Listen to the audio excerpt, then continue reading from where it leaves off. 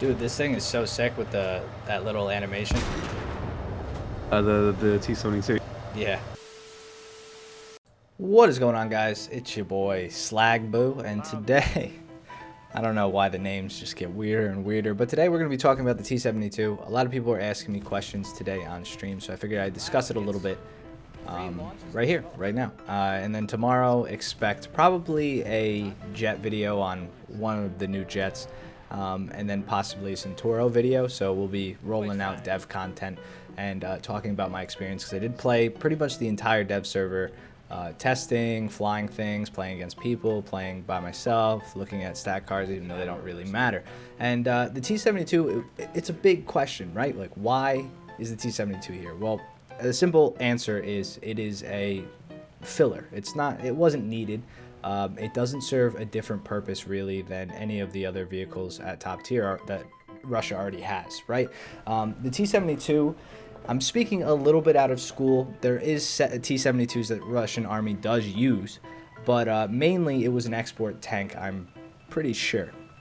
I don't know if this A variant was an export tank. I think Russia might have used it for a little bit. Regardless, it has some special armor and a couple little quirks here and there that make it a little different than a T-64, but essentially it's a T-64. It has a shit reverse gear, still has a log, has the same 125 as some of, I think, the T-64A, I want to say. I don't think it gets 3 BM 15 as its top round, so 430 something mils a pen. It's not the 10.0 T80 round, so it doesn't get the best round that Russia has to offer.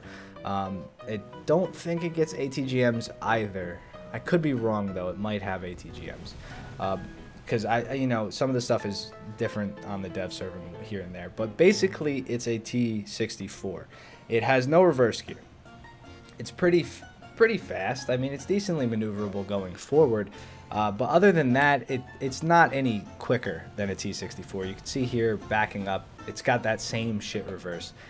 So that begs the question, well, what does it do different, and why would I grind this? Well, this tank is not in line with the T-64s or the T-80, so to grind to the T-80, you have to play both T-64s before it.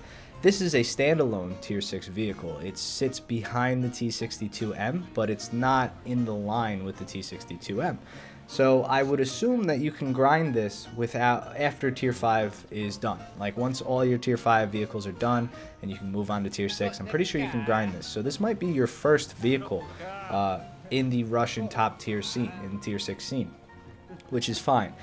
Some of the differences that are notable is it gets more smoke grenades on the front of the vehicle, and it has a shell ejector, which I showed in the beginning of this video. They actually added the animation for shells popping out of the back. Now, I believe the T-62 also gets this feature and the animation.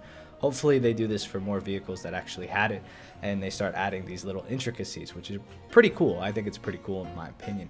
But other than that, it performs the same tasks. It has the same weak spots. It gets carouseled and the turret pops off, and that's about it. Now, this thing does get a armor modification for 1983. Now, this armor modification changes the armor layout on the front of the tank, but on the dev server it didn't actually change yet, so I don't know what the armor values will be on this modification, but it does get some sort of modification tier 4 that ups the armor and makes the armor better. Other than that, it might be a little quicker than a T-64 in a straight line, but traversing it and such, it feels very similar, maybe even more sluggish.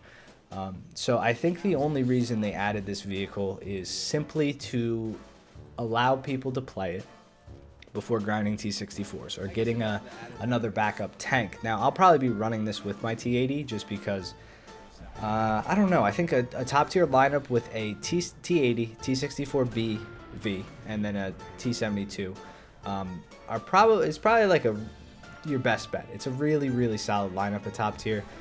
You're going to be able to use all of your resources accordingly. I mean, it's an absolute still going to be an absolute beast of a tank. It has over 400 millimeters penetration on APFSDS, which is great. It gets the meme HE shell, which is going to meme vehicles, and that's about it. Other than that, I can't notice any differences with this tank and the T-64A or B. If you guys have, there is some composite armor on the top of the turret, just a little bit though, and I would assume that adds a little bit of extra protection for those random shots that are going to hit the top of your turret that probably won't pen anyway. So just be on the lookout for that. Other than that, that's about it. I mean, there's not much else to say about the T72 until we play it on the live server. But I wanted to answer some people's questions. I know everybody was asking me on stream today and yesterday. They were wondering about this vehicle in particular. Why is it here? What's going on with it? So that's just a little bit of clarification for you guys. What would you like to see next? Now, I planned on starting the request series again this week, which I'm really excited about. But since the dev server came, that kind of takes precedent. I plan on doing the M48 as the first vehicle in the request series. So don't worry about requesting yet on these videos. Just ask for things on the dev server, and I will do my best to cover what you guys want to see.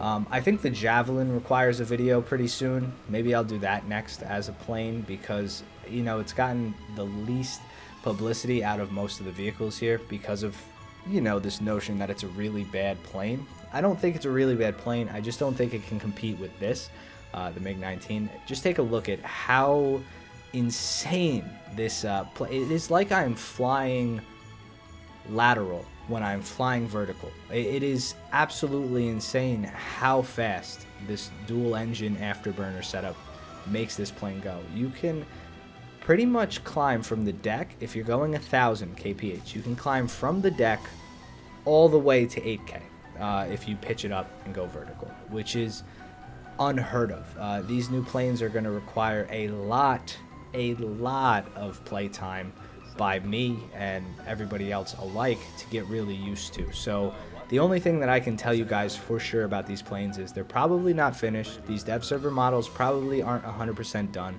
And if anybody's telling you how they're going to play, I would just be a little apprehensive because I don't feel comfortable telling people how to use these things. I don't feel comfortable with the missiles yet. I was playing around with them, but I don't really know how effective they will be.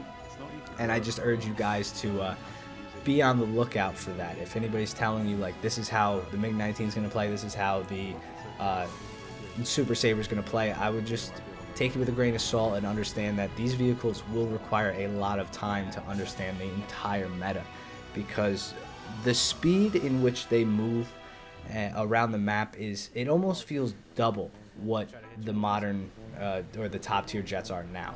You know, you can cover ground in a Meteor, you can cover ground in a Saber, you can cover ground in a MiG-17, a lot of ground, really fast. But it's almost like a jump from props to jets is what the jets to supersonic jets are going to be. And as they add more of these things, I can only imagine how crazy the ordnance is going to get, how crazy the speed is going to get, how crazy these planes are going to perform. So I would just say be on the lookout for that. I'm excited. My general opinion on the planes and T72 in this patch in general is excitement. Of course, I wanted a lot of bug fixes, but it looks like Gaijin's been rolling out constant bug fixes the past 3 days, or 2 days, sorry, which is awesome, and I like to see more of that. I do still want to see some new game modes and such, but maybe that will come with the patch. New maps is always accepted. I would like some of the old maps gone back on and touched up by the dev team to make them play better. But beggars can't be choosers. That's a good saying to have. And I just want you guys to be patient with me. I still stand where I stood before. I do want this stuff. And I'm not just trying to be a hype train guy, but I think this stuff requires coverage. It should be talked about. And Gaijin I'm fortunate enough for Gaijin to give me the opportunity to show it to you guys. So I will do that until I can't no mo. So I hope you guys enjoyed this video. I will see you guys in the next one. Let me know down below what dev vehicle you'd like to see next. There's so many to cover. I mean, there's just a multitude of vehicles coming this patch, and I'm very excited for the future. Have a wonderful day. I'll see you guys tomorrow. Peace, peace.